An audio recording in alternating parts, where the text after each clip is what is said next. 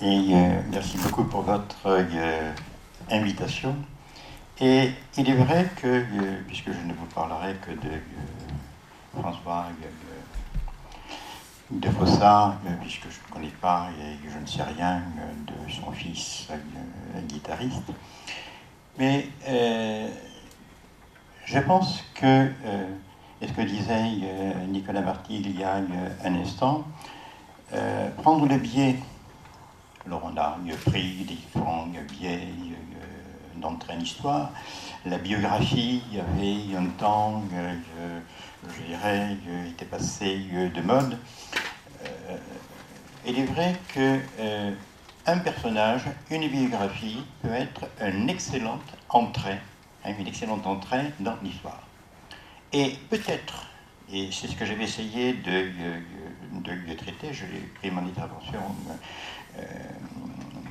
de cette manière-là, François de Fossard est certainement une des meilleures entrées que l'on puisse avoir pour l'histoire du Roussillon au XVIIIe siècle, voire même depuis le traité des Pyrénées.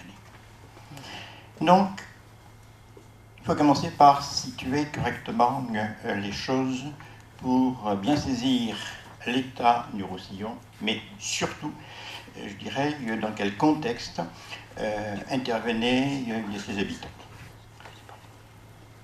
En 1789, le Roussillon comptait 100 000 habitants. Perpignan, 13 000. Or, en 1659, lors du traité des Pyrénées, un recensement donne pour la province 58 000 habitants et pour Perpignan 3 850 habitants.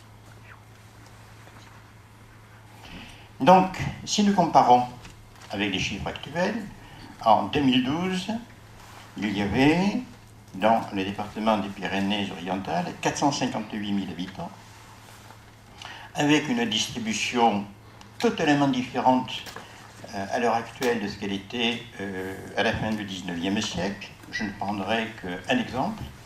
En 1806, entre Argelès et Leucate, il y avait exactement, pour tous les villages de la côte, 700 habitants. Et Canet, je n'ai pas vérifié la population de Canet à l'heure actuelle, Canet avait 141 habitants.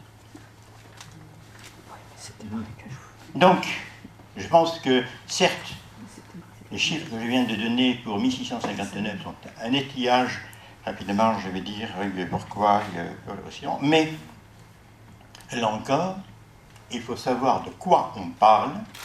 Le Roussillon de cette époque-là, en 1659, c'est 1/7 du Roussillon actuel. Et là encore, il faut faire la comparaison. En 1659, toute la Catalogne a à peine un demi-million d'habitants, 500 000 habitants. Vous multipliez par 15 à l'heure actuelle.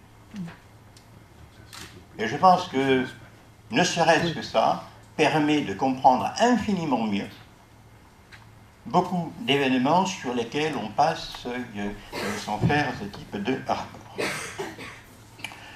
Alors, bien sûr, cet étillage est dû à une situation finalement ancienne, où le Roussillon, depuis la fin du XIVe siècle, accumule, je dirais, tous les facteurs négatifs. Il y a une crise au XVe siècle démographique, mais également politique et sociale. Également, depuis la fin du XVe siècle, et surtout depuis que les Habsbourg, je dirais, ont hérité du trône de la couronne d'Espagne, c'est la confrontation entre la France et les Habsbourg. En 1659, bien, le Roussillon vient de subir un siècle et demi de confrontation, puisque c'est le Roussillon qui est en première ligne à l'occasion de toutes les guerres. Sans compter des rivalités internes, je passe entre Perpignan et Barcelone, plus les conflits, les problèmes du bandolérisme. Alors, il me semble que ce rappel était nécessaire, d'autant qu'après le traité des Pyrénées, le poids de la guerre continue et se maintient pendant quasiment un demi-siècle, jusqu'à la fin de la guerre de succession d'Espagne. avec la fortification. Qui dit fortification dit troupes sur place, dit effort financier. Et je pense qu'il faut bien tenir compte de ceci en relation avec la population, dans la mesure où, après 1659, pendant nombre d'années, les troupes qui sont présentes en Roussillon, c'est l'équivalent, c'est 50% de la population non plus. Hein, il y a ce rapport qui est extraordinairement fort. Et je pense qu'on comprend infiniment mieux, en 1659, je dirais, la lassitude totale qu'il peut y avoir en Roussillon, voire la forme de résignation qu'il peut y avoir. Les gens en ont assez de la guerre, la paix, ils n'attendent que ça. Or, et là encore, si on veut prendre un peu de recul, je pense que le Roussillon est toujours, je dirais, pour moi, c'est une région, c'est un lieu, je ne sais pas, ou un pays, ou une zone, c'est une zone de test, qui est toujours infiniment plus signifiante dans la longue durée que l'on ne le croit. En effet, si on regarde depuis 2000 ans, très curieusement, c'est quasiment une des zones d'Europe où les frontières ont le moins varié. Hein, nos collègues antiquisants montrent parfaitement qu'il y avait une frontière. D'autre part, j'avais employé le terme qui est un peu approximatif, mais vous me comprendrez. Cette frontière, depuis la fin du XVe siècle, je dirais, est jusque à la fin de la guerre de succession d'Espagne, donc la fin du règne de Louis XIV, je la qualifierais de zone chaude, c'est-à-dire c'est une zone d'affrontement. Et pourquoi? Bien, c'est très simple. Entre les Habsbourg et les Bourbons, il n'y a pas 50 zones où on peut s'attraper au collet. C'est là, c'en est une. D'où, quand on veut titiller, je dirais, l'adversaire, à quoi on pense immédiatement? Au Roussillon. Or, donc je passe dessus, je passe également rapidement sur la guerre de succession d'Espagne, sur la victoire des Bourbons, donc le 11 septembre 1714, à la fin du siège de Barcelone, et les décrets de la Nova Planta en 1716, donc la fin des libertés catalanes. Fin des libertés catalanes, où, pendant la guerre de succession d'Espagne, les Catalans, je dirais en toute logique, comme les autres puissances européennes, avaient choisi le parti de Charles-Louis d'Autriche. Il est certain que les deux grandes puissances de l'époque, c'était les Habsbourg, c'était l'Espagne et la France. La réunion des deux était, le moins qu'on peut se dire, je dirais, tout à fait inquiétante pour les différentes puissances européennes. Or, en réalité, là encore, si on prend un peu de champ,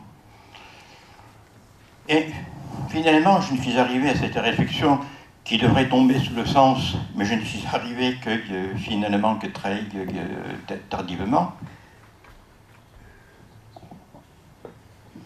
Que très tardivement, je me demande si cette victoire des Bourbons, donc, et cette installation en Espagne, je me demande si ce n'est pas l'élément qui va amener une longue paix en Roussillon et de faire en sorte que de cette zone chaude, on va arriver à une zone froide sur le plan, je dirais, diplomatique.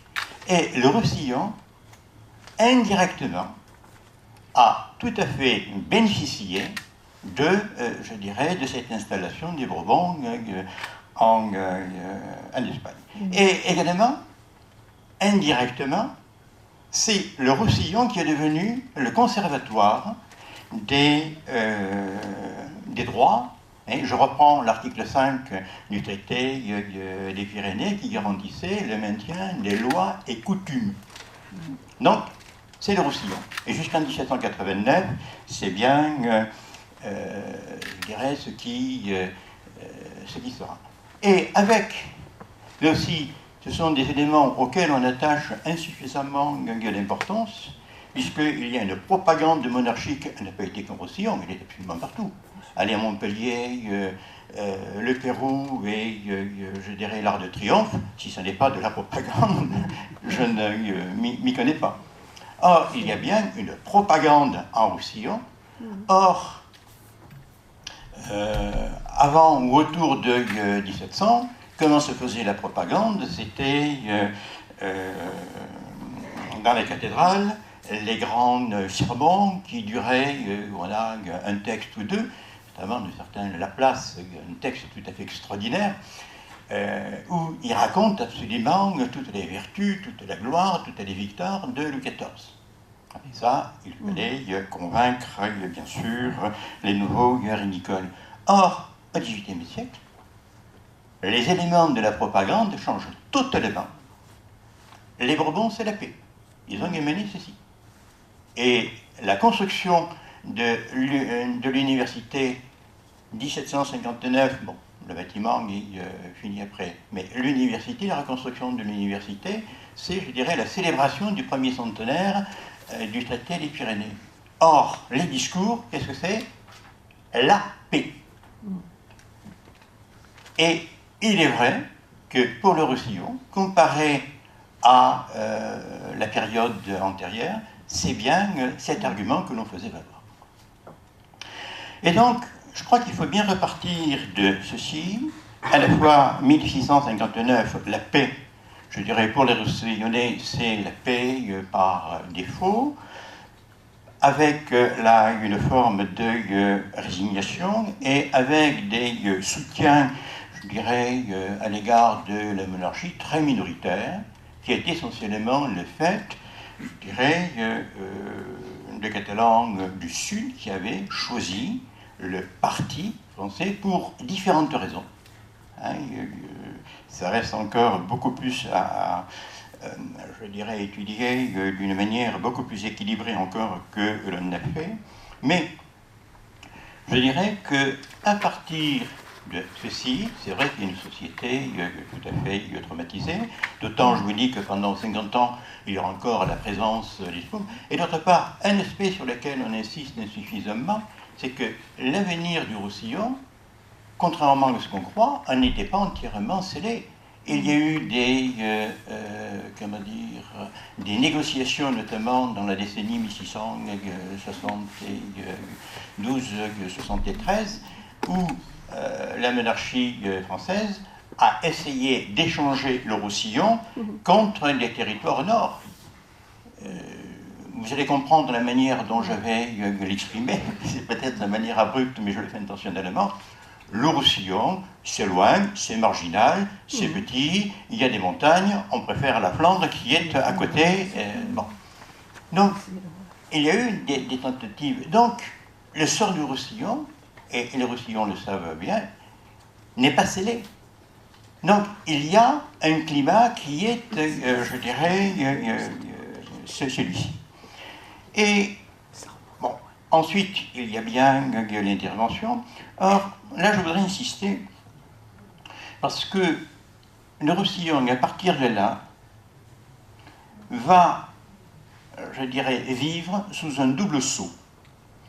C'est-à-dire, à la fois, une administration royale, disons, finalement très présente, infiniment plus présente, c'est, je dirais, le système français, alors que le Roussillon, même la Catalogne, était trop loin, il n'y a pas du tout d'administration, je dirais, castillane. Et donc, il y a bien l'installation. Et là, je voudrais insister, parce que pour nous, ce sont des questions de méthode. Si nous regardons les inventaires des archives, qu'est-ce que nous avons? La série C, c'est la présence de l'administration. Bon. Or, ça, je dirais, c'est la surface. Me paraît infiniment plus important, et il y a un autre aspect auquel on n'insiste pas, eh bien, c'est qu'il y a en dessous une société catalane, profondément catalane, qui reste catalane. On n'enlève rien. À la fois dans la structure de la famille, dans la structure de la population, dans les relations matrimoniales, dans les relations à l'égard de l'Église. Il y a des communautés de prêtres. J'ignorais totalement ce qu'était, en arrivant en poste, en mettant à travailler dans cette salle, je dirais, j'ignorais totalement ce qu'étaient les communautés de prêtres. Or, il y en a une vingtaine. Ça fait je crois, plus de 150 prêtres qui ont un rôle extrêmement important, qui prêtent de l'argent, qui sont et qui vivent.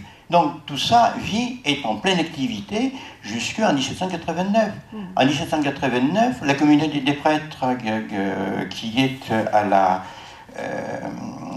disons, qui est à la cathédrale, ils sont 88. Alors imaginez cette présence locale. De même, la circulation du crédit, qui est une des grandes originalités catalanes, on n'a rien de tout ça à Languedoc, est extrêmement forte. Un autre aspect qui scandalise l'intendant et ses adjoints, la conservation des armes. Un Catalan, par définition, doit avoir ses armes. C'est le sommatin, on est armé, c'est la défense civile. Or, à partir de 1760, on le voit en Languedoc, eh bien, on s'engage, disons, dans toute la France, au désarmement de la population. Donc, Gand-Roussillon, on est effrayé, ce sont des gens dangereux. Mais ça fait partie tout à fait, je dirais, personnellement, je n'aime pas le terme tradition, parce qu'on dit la société traditionnelle. Non, ça fait partie de la manière d'être, de se comporter. De même que les conseils municipaux, de même que les justices, grâce au classement que vous aviez fait, justement, des justices secondaires, et avec nos collègues et les étudiants, dans nos journées d'histoire, histoire du droit, on avait fait, donc on s'était dit, dès que vous l'aviez classé, bon, regardons ce qu'il a dit. Or, dans les justices secondaires, la manière de rendre la justice est uniquement par, je dirais, des gens du cru, et avec les lois et les coutumes catalanes. Or, alors, je sais bien qu'on a dit autre chose. Vous savez, c'est très simple, c'est cette monarchie française. Vous êtes calme, il n'y a pas trop de révolte, donc, je dirais, faites votre justice entre vous-même, ça ne nous coûte pas un sou, je dirais, et tout ça va très bien. Tout ça fonctionne comme ça. Et cette société reste infiniment plus, disons qu'il y a à la crête, qui n'est pas sans importance, mais je crois qu'on a beaucoup trop insisté sur la présence des institutions qui ne sont généralement qu'à Perpignan. Le reste de la société vit comme avant. Il y a cette double chose qui me paraît extrêmement importante.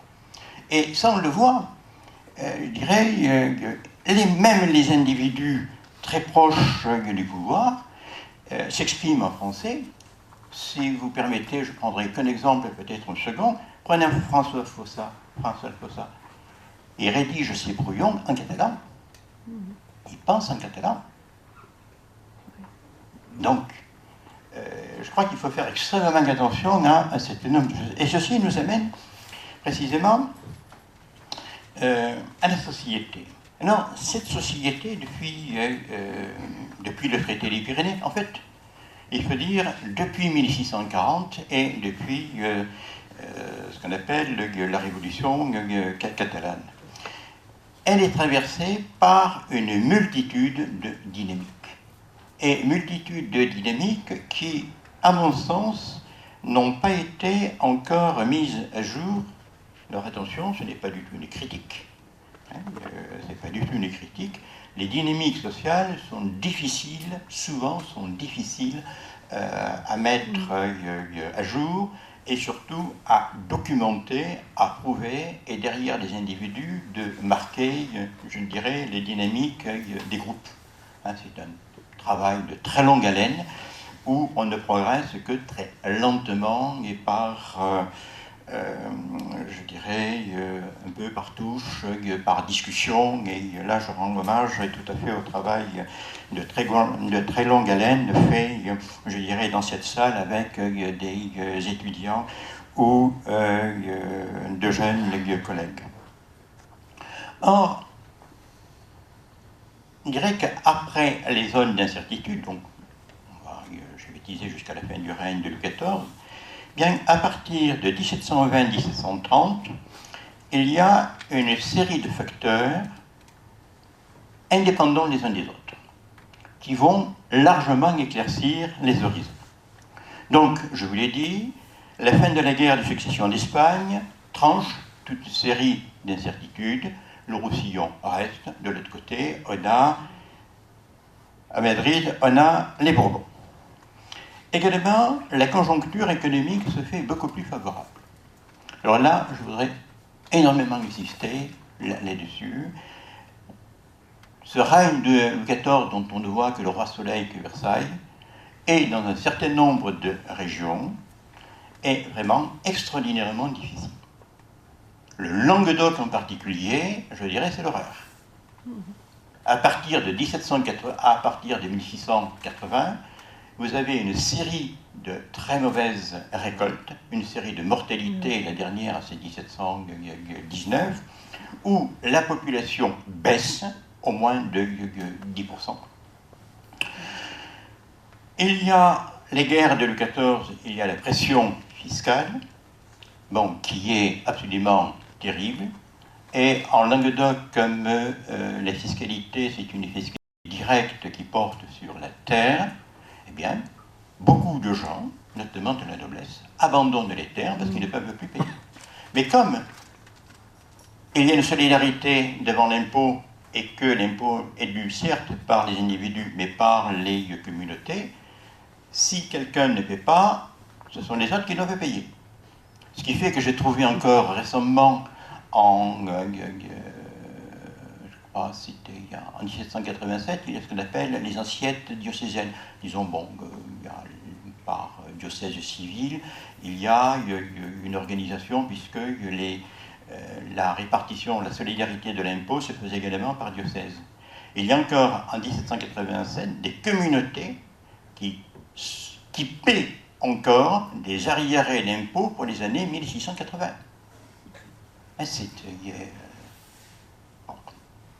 Donc il y a ceci, et il y a une période qui est extraordinairement difficile. Et là, à partir de 1720, c'est un phénomène général, c'est la fin des mortalités, et c'est à partir de là que le Roussillon, plutôt que le Roussillon entame sa récupération démographique. Se produit également un désendettement massif. 1720, vous avez tous entendu parler de la catastrophe du système de l'eau. Or, en Roussillon, va se produire un phénomène tout à fait extraordinaire, c'est que... Alors, en deux mots, je vais essayer d'être à peu près clair. Si vous voulez, en Roussillon, on a les possibilités d'engager ces biens pour obtenir des crédits. Et toute la société vit à crédit, et avec ce qu'on appelle les rentes constituées à 5%. Et par exemple, supposez un propriétaire terrien qui se trouve en difficulté, eh bien qu'il peut vendre soit une parcelle, soit la partie d'une parcelle, je vends, et si je me refais dans 10 ans, 20 ans, 30 ans, ou même si mon petit-fils se refait, avec le prix qui avait été payé, si je rembourse, je récupère mon bien. Voilà, toute la société fonctionne comme ça. Un système qui est totalement différent en Languedoc, ça n'est pas possible, parce que comme l'impôt est assis sur la terre, il faut qu'on sache exactement à qui appartient la terre. C'est pour ça qu'on a des sociétés qui fonctionnent d'une manière totalement différente.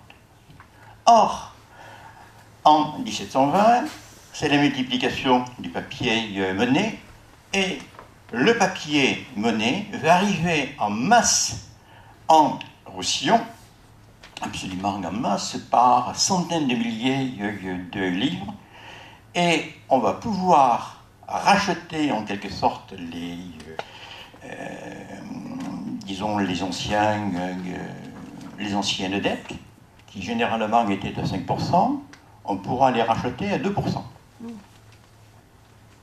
Et il y a des centaines, des milliers de transactions. Et en août 1720, les notaires perpignanais ne font que ça, disons, le rachat des dettes. Or, à qui prêtait en Roussillon? C'était l'Église. Et quand je dis l'Église, ce sont les chapitres, c'est pas l'archevêché, pardon, l'évêché, ce sont les chapitres, ce sont les communautés de prêtres, ce sont les confréries qui prêtaient, et c'était des prêts dans les paroisses, et à la fois des gens, mais également la noblesse, et également empruntaient beaucoup les communautés. Et les communautés empruntaient beaucoup. Et donc, en l'espace de 7 à 8 mois, eh bien, il va y avoir, nous dirions en langage contemporain, une restructuration de la dette. Et qui en fera les frais d'ailleurs? C'est l'Église, et en particulier les couvents. Notamment un certain nombre de couvents, les filles de Sainte-Claire, qui vont perdre quasiment la moitié de leur capital, et qui vont être obligés de réduire le nombre des moniales. Ce qui fait que certains historiens pressés ont dit crise des vocations. Mais non, on ne peut plus entretenir les moniales. J'ai trouvé dans un travail récent, j'avais pas compris, bon, c'était notamment la noblesse de Vinça, Prades, ils sont venus à 17 et 18 à Limoux, et ils ont emporté, si j'ai bien compris, 800 000 livres d'un coup. Alors ceux qui les ravitaillaient, c'était un Carcassonnais, dont le frère était banquier à Paris, qui amenait par convoi spécial du papier monnaie. Cela produit un désendettement local de la population, de la société. Également, il y a une stabilisation des institutions. Alors ça, c'est connu, mais je crois qu'il faut insister, dans la mesure où les gens qui restent en place restent longtemps. Le maréchal de Mailly, commandant de la province, reste plus de 50 ans le Clément. Alors, notamment le maréchal de Mailly, lui, je n'ai pas élucidé les choses, mais lui, à titre personnel, il a une politique, je dirais, culturelle. Et donc, vous voyez également cette présence d'un certain nombre d'administrateurs qui n'existaient pas, je dirais, antérieurement, et qui ne pouvaient pas exister antérieurement en 1759, va créer toute une série de liens. Et en particulier, que ce soit les gouverneurs, bon, les Noailles, que ce soit les commandants en chef de la province, vont se faire les intermédiaires entre les milieux du Roussillon et la province. Je prendrai trois exemples rapides, ils sont connus.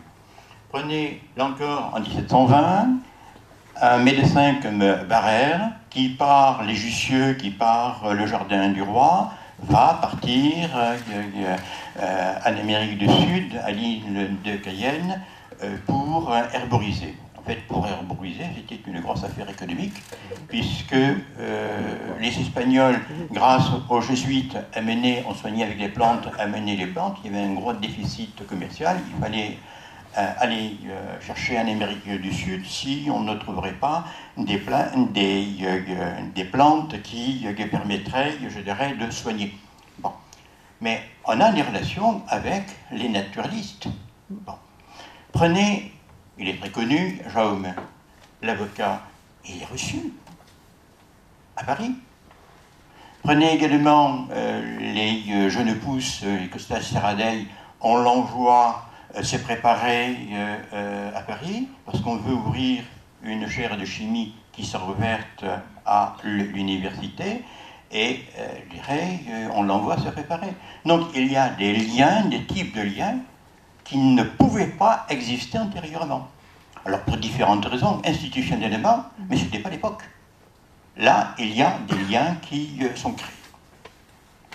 Et donc, également, en dehors de ça, il y a des dynamiques multiples. Prenez au niveau de la noblesse.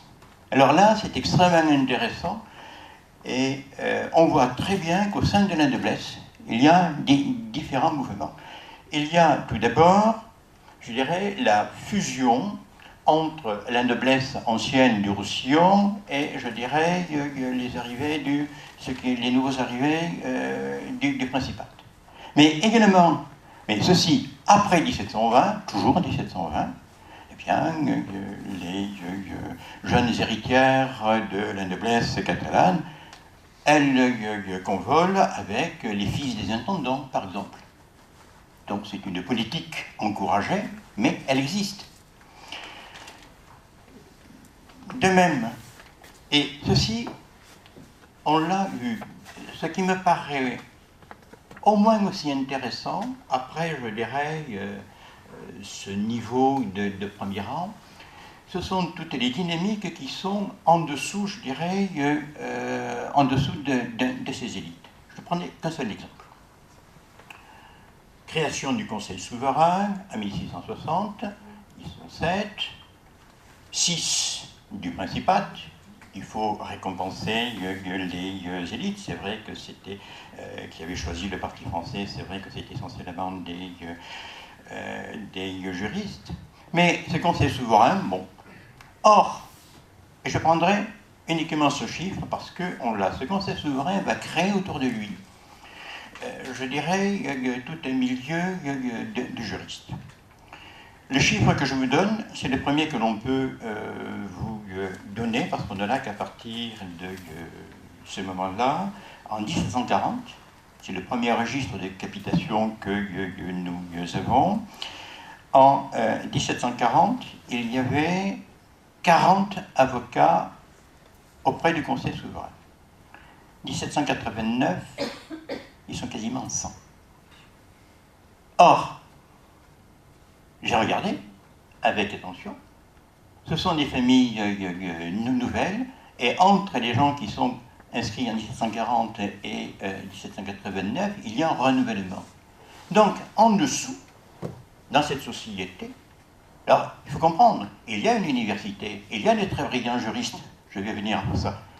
Mais donc, il y a, je dirais, pour cette société, une ascension qui est réelle, et qui vient, et qui peut se créer. Certes, il y a les conseils souverains, mais il y a l'université, et c'est à partir de la société locale. Et ça me paraît un phénomène qui est extrêmement important. Et j'en viens à François Fossat, qui est assez fascinant. Donc il est né en 1726.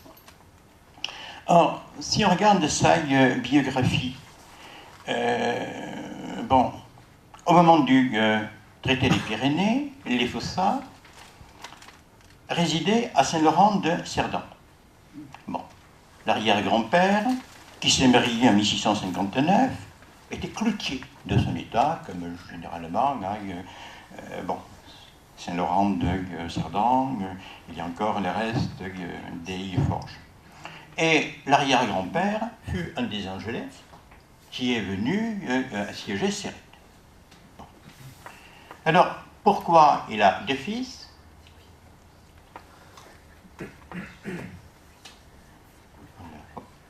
Il a deux fils, je ne vois pas, il a deux fils, et bon,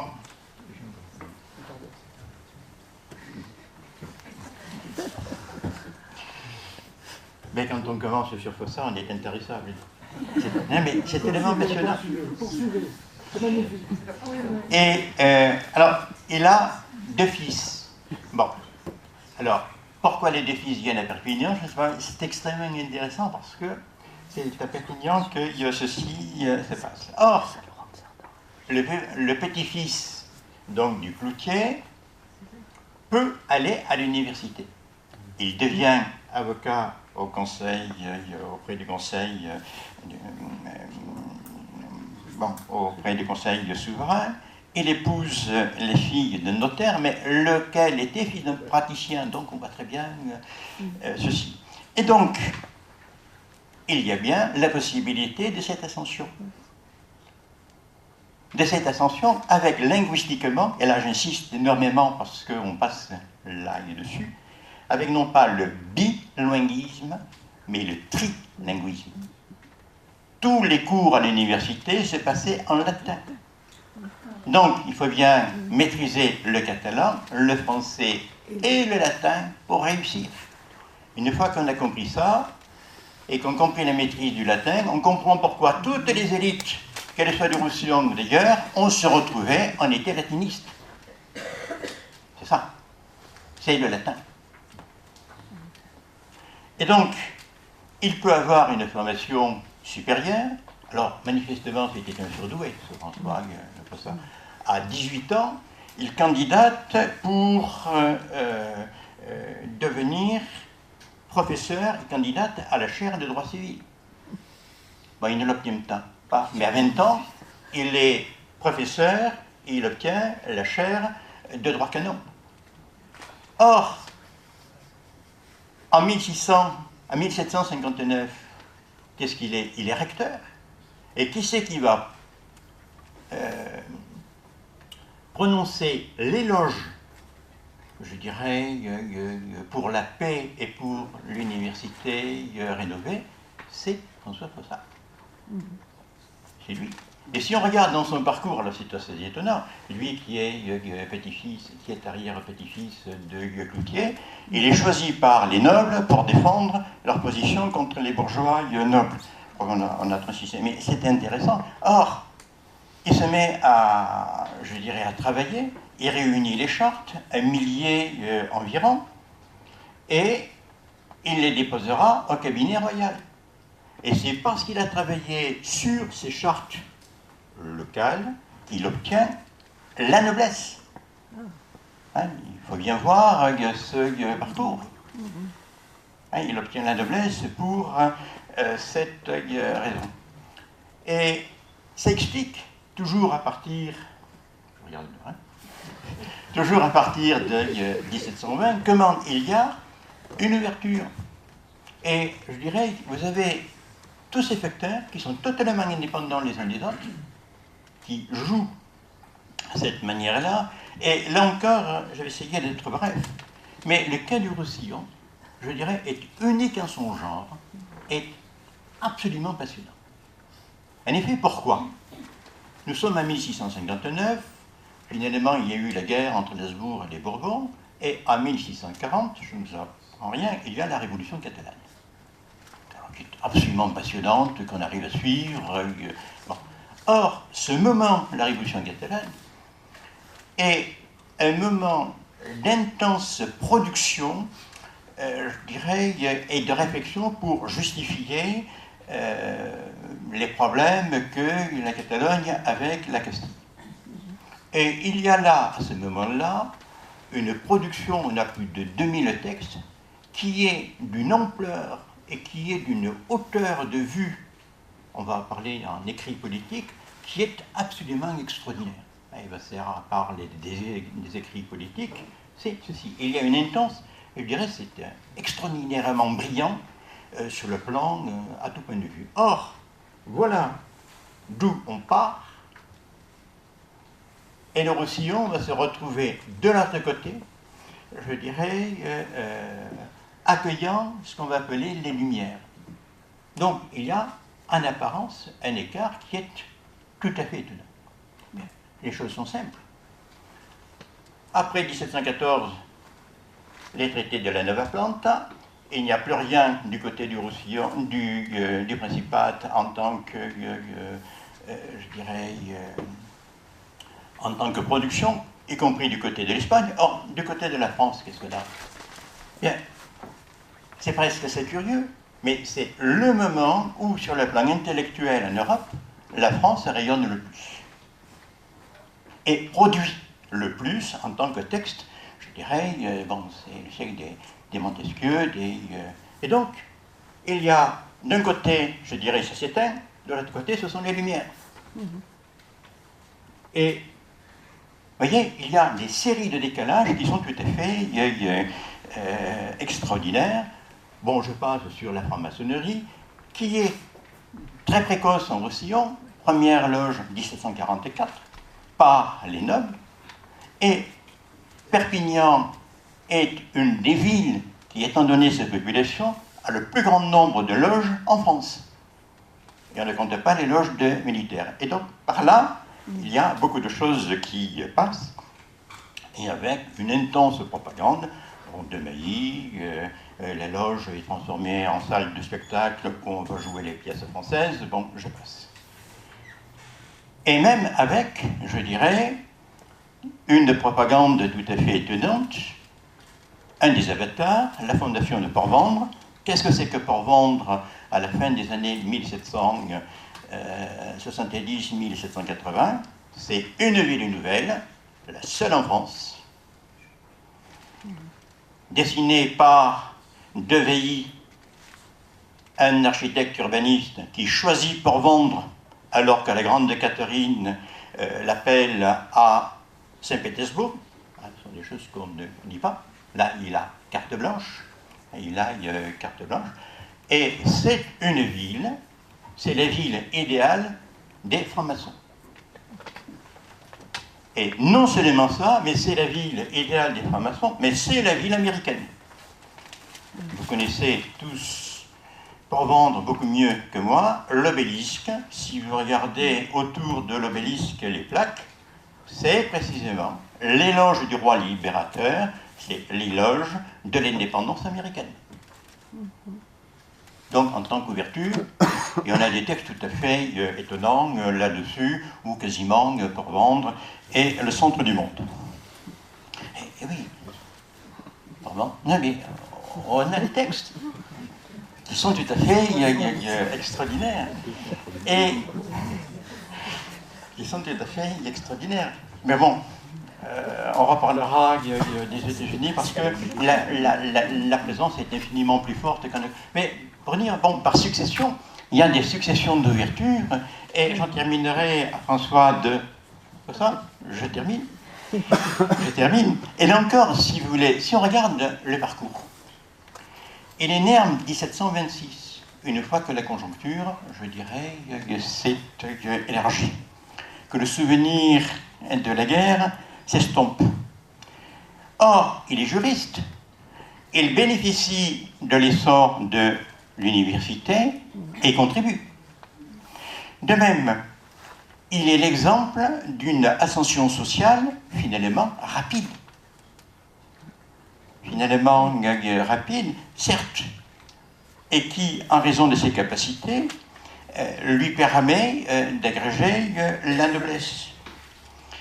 Et, si vous voulez, également, un autre aspect qui me paraît extrêmement intéressant, il est élu membre de l'Académie des Belles Lettres de Barcelone en 1780. Et donc, il renoue les liens avec le Sud. Et là, son discours de réception est un monument tout à fait extraordinaire, 8 pages. Alors, il est absolument étonnant dans la mesure où c'est bien l'homme des Lumières. Oh, il y a un texte, c'est l'homme des Lumières. Et donc, on voit très bien cet arrière-petit-fils de Nangelette, qui se fait en quelque sorte, par son discours, qui fait la promotion des Lumières, et qui se fait presque un introducteur dans son discours des Lumières de l'autre côté de l'Académie des Belles Lettres. Alors je dirais, dans tout ce parcours, presque on pourrait dire ces contradictions, alors attention, là encore j'ai commencé par ce rapport entre le Roussillon de 1659 et de 1789, attention, entre l'arrière-grand-père et Faucon 1789, c'est l'équivalent en temps pour nous du début de la Troisième République de maintenant. Donc il faut bien voir ça. Il faut voir ce parcours. C'est bien, ça me paraît, un parcours qui illustre totalement l'état dans lequel pouvait être le Roussillon en 1789. Et vous avez compris, et ce sera mon dernier mot, pour moi, la grande rupture en Roussillon, ce n'est pas 1659, mais c'est la Révolution. Je vous remercie.